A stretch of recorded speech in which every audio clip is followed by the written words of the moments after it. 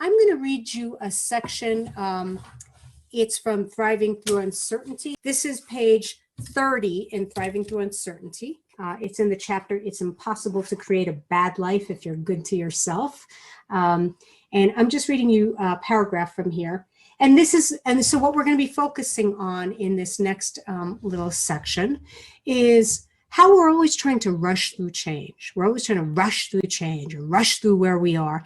And what if we slowed down and we realized that everything was set up for us, that there's something even in the way of the difficulty that is here for us. It's not here to hurt us. It's not here to punish us. I even think, by the way, on the political scene, whatever happens, whatever doesn't happen, again, whatever happens is going to trigger us to become who we're meant to be, right? Of that, it's not so much what happens, it matters how we respond to what happens. All of life isn't so much what happens, but how we respond to it, how we show up. For years, I have had a personal grievance about, the media should be more positive and people should have positive messages and there's so much garbage out there and people don't take spirituality seriously. And, I'd be so hung up on that grievance. And then I finally realized, so why don't you do something about it, Tam? Instead of, complaining about everybody else and what they're not doing, why don't you at least be a voice?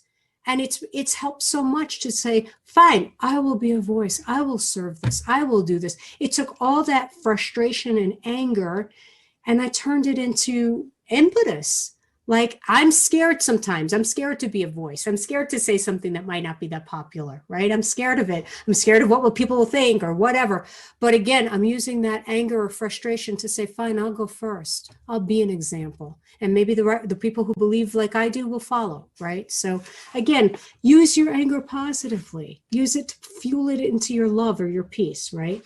So I'm reading from page 30, and it says, as a career and success coach, I hear my fair share of wanting to bulldoze through change, especially when life seems to throb like a toothache, turn into the life you never thought you'd have, or slow to a crawl through the rubbery land of powerlessness. Everybody wants to rush through transition like it's a bad root canal, but transition is a threshold. It's a sacred life appointment, the crossing from one world to another.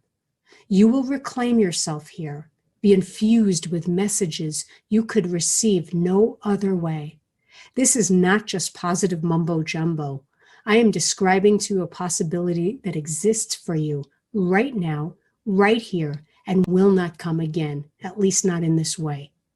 I know, maybe you still rather have the root canal.